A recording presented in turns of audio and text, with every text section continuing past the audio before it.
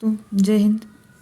आपकी जो unit number 10 है उससे रिलेटेड क्वेश्चंस हैं जो न्यू वाले हैं।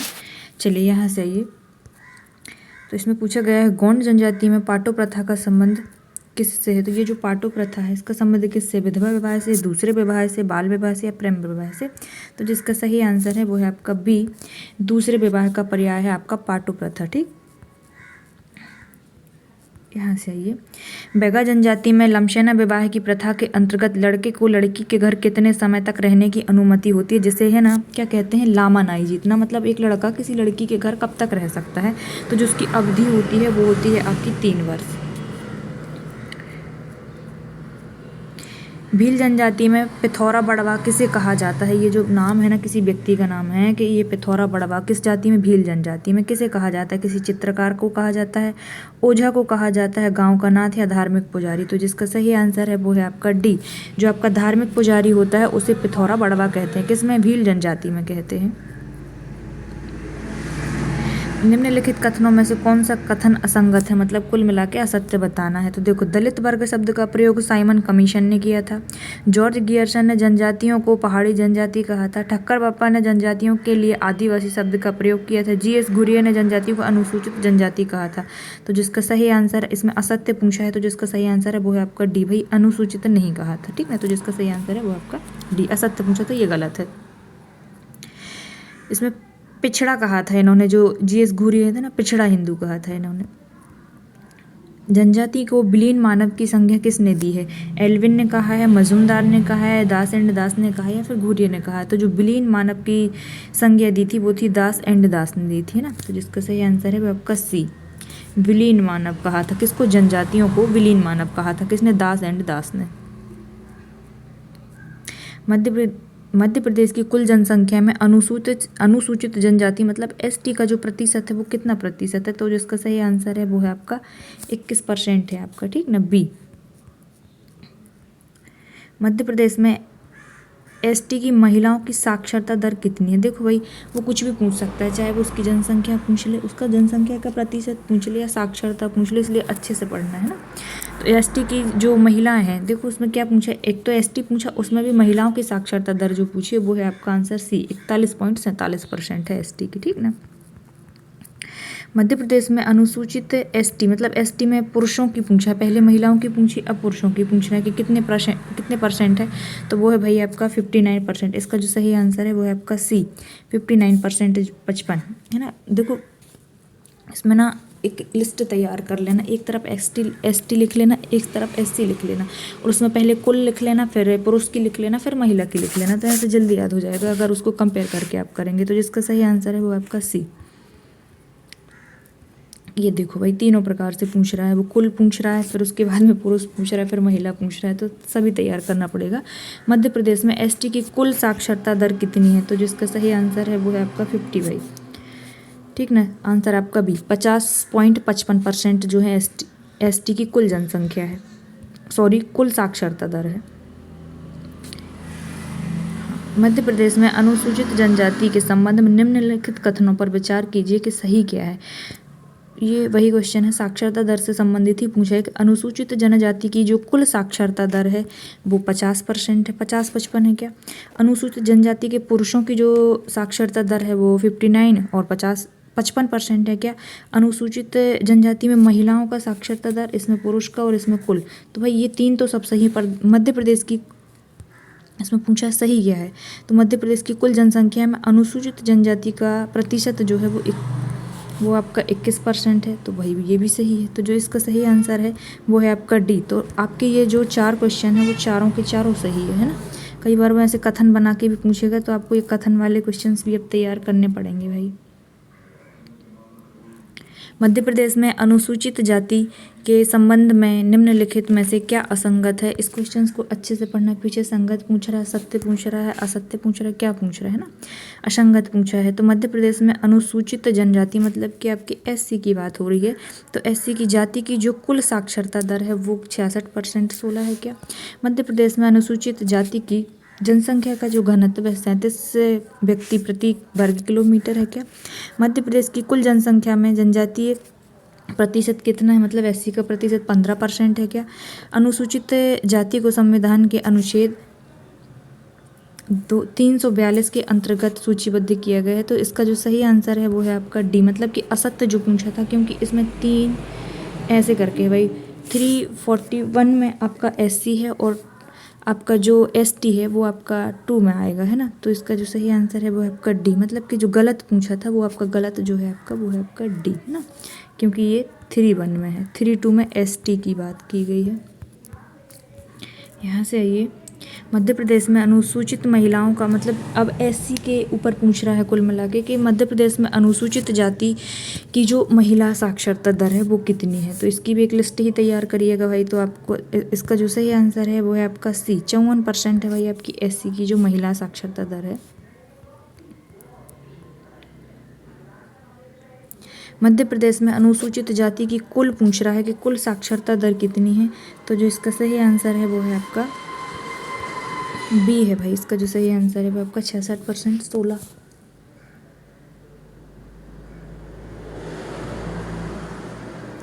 SC के बारे में पूछ रहा है ना, तो इसका जो सही आंसर है बी। यहाँ से ये देखो भाई, कथन वाले क्वेश्चंस पूछ रहा है कि मध्य प्रदेश में SC की साक्षरता दर के संबंध में निम्नलिखित कथनों पर विचार करना है। कुल मिला के आपको पूरी साक्षरता दर याद होगी तब इस तरह के क्वेश्चंस आप सॉल्व कर पाएंगे, तो इसलिए डेप्थ में जाके पढ़ना पड़ेगा। मध्य प्रदेश में SC की कुल साक्षरता दर जो है भैया वो 66%, 16 है। SC की जो पुरुष साक्षरता दर है भाई वो 76-70 है क्या। अनुसूचित जाति की महिलाओं की जो साक्षरता दर है वो 54-70 है। तो भाई जिसका सही आंसर है वो है आपका डी होगा, है ना, कि ये तीनों क्वेश्चन बिल्कुल सही है, तीनों विकल्प जो है आपके सही हैं, तो आंसर आपका डी होगा।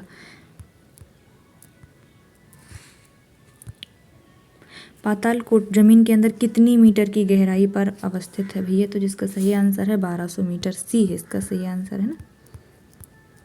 पातालकोट की जीवन रेखा किस नदी को कहा जाता है। नर्मदा को, दुधी को, सोन को या गंगा को। तो जो इसकी दुधी नदी है ना उसे कहते हैं पातालकोट की जीवन रेखा। एक ही नदी है वहाँ पर जिससे वहाँ पे लोगों का गुजर बसर हो रहा है और जीविका जो है चल रही है, पानी की आवश्यकताओं की पूर्ति होती है ना। भारिया जनजाति की, भारिया जनजाति किसे अपना पूर्वज मानती है और उनका प्रारंभिक निवास स्थल कहाँ पर है। देखो भाई अब इसमें पूछा है कि एक तो पूर्वज बताओ और इनका जो प्रारंभिक निवास है स्थल है वो कहाँ पर है। दो चीज़ें पूछी हैं, तो राजा विक्रम सतपुड़ा क्षेत्र में, राजा कर्ण ढाल क्षेत्र में, रानी लक्ष्मीबाई पातालकोट में, राजा अशोक उज्जैन क्षेत्र में। तो देखो भैया इनको अपना पूर्वज तो ये किसको मानते हैं, तो राजा कर्ण को मानते हैं। और ढाल क्षेत्र जो है, अगर आपने हिस्ट्री अच्छे से पढ़ी होगी तो आपको पता होगा कि भारिया जनजाति ना पहले जबलपुर के अंतर्गत जो त्रिपुरी क्षेत्र वहाँ के आसपास निवास करती थी, लेकिन कुछ आक्रमण और झगड़े हुए थे जिसके चलते ये लोग ना पातालकोट चले गए थे छुपने के लिए, तो फिर ये वहीं पर रहने लग गए। तो पूर्वज जो मानते हैं वो कर्ण को मानते हैं और इनका जो प्रारंभिक स्थल है वो ढाल क्षेत्र जो आपके जबलपुर के त्रिपुरी के अंतर्गत आता है। तो जिसका सही आंसर है वो आपका डी, जो इसका सही आंसर है वो आपका बी, कि पूर्वज मानते हैं राजा कर्ण को और इनका प्रारंभिक क्षेत्र है वो है आपका ढाल। कथन वाले क्वेश्चंस भी अच्छे से तैयार कीजिएगा। भील जनजाति के दिवासा त्योहार के संबंध में निम्नलिखित कथनों पर विचार कीजिए तथा असंगत कथन का चयन करना है आपको। देखो क्वेश्चंस को ढंग से पढ़ना कि पूछ क्या रहा है ना, कि दिवासा त्योहार हरियाली अमावस्या को मनाया जाता है। इस अवसर पर घरों की दीवारों पर वामदेव के चित्र बनाए जाते हैं। इन चित्रों का उद्देश्य बुरी शक्तियों से बचाव करना होता है। दिवासा त्योहार में घरों की दीवारों पर शेर के चित्र बनाए जाते हैं। तो जिसका सही आंसर है वो है आपका 4। भैया ये गलत है आपका, कि शेर के जो चित्र बनाए थे वो नहीं बनाए जाते भैया, इसमें वामदेव के ही चित्र बनाए जाते हैं, ठीक ना। इनके जो देव होते हैं वामदेव, उनके ही चित्र बनाए जाते हैं। तो जिसका सही आंसर है वो आपका डी, है ना, असंगत पूछा था। तो बाकी के सभी ऑप्शन आपके सही हैं कि ये जो त्यौहार है आपका दिवासा वो हरियाली अमावस्या को मनाया जाता है। घर की दीवारों पर वामदेव के चित्र बनाए जाते हैं और इसका जो उद्देश्य है बुरी शक्तियों से बचाव करना। तो तीनों सही है ना। भील जनजाति में वीरवाल्या त्यौहार किस माह में मनाया जाता है। चैत्र में, वैशाख में, सावन में या कार्तिक में। तो ये जो वीरवाल्या त्यौहार है भैया वो सावन में मनाया जाता है। जिसका सही आंसर है वो है आपका सी, सावन माह में वीरवाल्या त्यौहार, वीरवाल्या नृत्य जो है भील जनजाति में किया जाता है। ये भी याद रखना कि जाति कौन सी, जनजाति कौन सी है और नृत्य कौन सा है ना, तो वीरवाल्या है। छोटी बच्चियों का त्यौहार होगा पक्का ये। निम्नलिखित कथनों पर विचार कीजिए, इनमें से कौन सा कथन असंगत है। ये तो बड़ा दिक्कत कर रहा है असंगत। भील जनजाति में डोहा नृत्य मुख्य रूप से दिवाली की 11 पर किया जाता है। देखो भाई डोहा नृत्य, एक तो जाति याद रखो भाई, है ना, कि जाति कौन सी है, फिर आपकी मुख्य रूप से दिवाली की 11 पर। डोहा नृत्य सावन माह में सावन के त्यौहार के अवसर पर मनाया जाता है। यह नृत्य सामाजिक और धार्मिक समारोहों का हिस्सा होता है। इसमें पुरुष और महिला दोनों सामूहिक रूप से भाग लेते हैं। तो जिसका सही आंसर है वो है आपका बी भाई। तो कब मनाया जाता है ये डोहा जो है आपका, डोहा नृत्य आपका श्रावण माह में मनाया जाता है ये, ठीक ना, इसको याद रखिएगा। नहीं भाई असंगत पूछा है इसका, है ना, तो इसका जो गलत आंसर होगा वो है आपका डोहा नृत्य श्रावण में नहीं मनाया जाता। ये डोहा नृत्य जो है दिवाली की अमावस्या पर दिवाली की 11 को मनाया जाता है। और यहाँ से ये भी याद रखना कि सामाजिक और धार्मिक समारोहों का हिस्सा होता है और महिला पुरुष दोनों सामूहिक रूप से भाग लेते हैं इसमें, ठीक। सॉरी काफ़ी बड़े हैं इसलिए थोड़ा कन्फ्यूजन भी हो रहा है। जोड़ी वाले क्वेश्चंस भी वो पूछ सकता है। तो ये निम्नलिखित जनजातीय त्योहारों को उनके मनाए जाने वाले महीनों के साथ में मिलाइए कि कौन सा त्यौहार किस महीने में मनाया जाता है। तो गणगौर त्यौहार जो है आपका भैया चैत्र में मनाया जाता है, ठीक। संजा त्यौहार जो है वो आपका पितृपक्ष में मनाया जाता है, कुंवारी कन्याओं के द्वारा, जो आपके मालवा के अंतर्गत होता है। नवारवानी जो है वो, या फिर नवन्ना, ऐसे नवन्ना त्यौहार कहते हैं, नवारवानी जो कहते हैं भाद्रपद में मनाया जाता है। बिंदरी पूजा जो वो है वो आपका जेठ माह में मनाया जाता है। तो इसका सही आंसर अपन देख लेते हैं। इसका सही आंसर होगा सी, है ना। तो पहले का आपका होगा सी, पहले का सी देख लिया था भाई, दूसरे का आपने डी देखा था, नवरवानी का भाद्रपद देखा था, बिंदरी का ज्येष्ठ देखा था। तो जिसका सही आंसर हो गया वो आपका सी, है ना। लिस्ट ही तैयार करिएगा भाई इनकी। गोंड जनजाति में बच्चों का त्यौहार छेरता, ये लो भाई, एक तो जाति याद रखो, फिर बाद में ये त्यौहार कब मनाया जाता है वो याद रखो। गोंड जनजाति में खेलते हैं बच्चों वाला त्यौहार है छेरता, ठीक ना। माघ मास की अमावस्या को, पौष माह की अमावस्या पूर्णिमा को, कार्तिक माह की एकादशी को, फागुन मास की पूर्णिमा को। भयंकर कन्फ्यूजन वाला क्वेश्चन है भाई, अच्छे से याद रखना कब मनाया जाता है। आंसर है इसका बी, पौष माह की पूर्णिमा को छेरता। ये लो भाई इधर से देखो, निम्नलिखित जनजाति एवं उनके गोत्र का सही मिलान कीजिए। कोरकू जनजाति का क्या है भाई, भील का क्या है, आपके गोंड का क्या है। कोरकू जनजाति का जो है भाई देखो, यहाँ से मिलान करने की कोशिश करते हैं। कोरकू का कनासिया है, ठीक ना।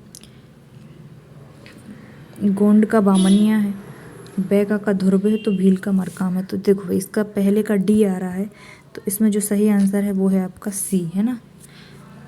ऐसे याद रखिएगा इसको। चलिए नेक्स्ट है आपका, बैगा जनजाति में राबड़ी नामक जो भोज्य पदार्थ होता है वो किससे बनाया जाता है। एक तो जाति और दूसरा भोज्य पदार्थ किससे बनाया, ये भी याद रखना कि इसका नाम क्या है। राबड़ी कोदो से बनाया जाता है, राई से बनाया जाता है, मक्का से बनाया जाता है, सिकिया से बनाया जाता है। इसका सही आंसर है भाई मक्का से बनता है, याद रखना। आंसर है सी, राबड़ी नामक जो भोज्य पदार्थ है वो आपके मक्का के अंतर्गत बनाया जाता है। मक्का से उसको पीस के घोल टाइप का बनाया जाता होगा शायद। बैगा जनजाति के रसनवा त्यौहार के बारे में निम्नलिखित कथनों में से क्या असंगत है। यह त्यौहार भाद्रपद मास में मनाया जाता है, इसे शहद पीने का त्यौहार कहा जाता है, यह फसल कटाई के पहले मनाया जाता है, इस दिन मधुमक्खियों की पूजा की जाती है। देखो भाई इसमें ना असंगत पूछा है, तो ये तो सही है पहला वाला कि इसमें भाद्रपद में मनाया जाता है, क्योंकि हम पहले ही देख के आ चुके हैं ना। तो ये तो भाद्रपद में मनाया जाता है, शहद भी पीते हैं, इसमें रसनवा त्यौहार है, इसमें मधुमक्खियों की पूजा भी की जाती है। तो गलत आपका ये है, मतलब यही सी जो है आपका वो आंसर है, क्योंकि इसमें लिखा फसल कटाई के पहले, ये जबकि फसल कटाई के पहले मनाया जाता है। पहले नहीं है भाई, ये बाद में मनाया जाता है, ठीक ना। जब फसल कट जाती है तब मनाते हैं इसको। एक सेकेंड, ये देखो इसका विवरण भी दिया है कि फसल कटाई के बाद में मनाया जाने वाला त्यौहार है ना, पहले नहीं मनाते हैं। जब कट के आ जाएगी तभी तो त्यौहार मनाया जाएगा, पहले कैसे भैया, उम्मीद कर ले, है ना। ये भी एक कॉमन सेंस है। राजस्थान में सहरिया जनजाति का सीताबड़ी स्थल में मेला किस माह में लगता है। ये लो भाई, अब देखो राजस्थान में सहरिया जनजाति का जो सीताबड़ी स्थल है, यहाँ पे जो मेला लगता है वो किस माह में लगता है। चैत्र माह में, जेठ में, आश्विन में या कार्तिक माह में। तो इसका सही आंसर भैया वो जेठ माह में लगता है, याद रखिएगा। सीताबड़ी के जेठ माह में लगता है। आजकल ये महीनों के नाम बहुत पूछ रहा है। भील जनजाति के निम्नलिखित गोत्रों में से कौन सा गोत्र भील का नहीं है। ये लो भाई, गोत्र पर भी काफ़ी क्वेश्चन बना रहा है। वो निनामा नहीं है, बामनिया नहीं है, भूरिया नहीं है, परती नहीं है। तो ये जो परती है ना भैया, ये इसका नहीं है। किसका? भील जनजाति का गोत्र नहीं है। बाकी निनामा हो गया, बामनिया हो गया, भूरिया हो गया, ये हैं आपके, है ना।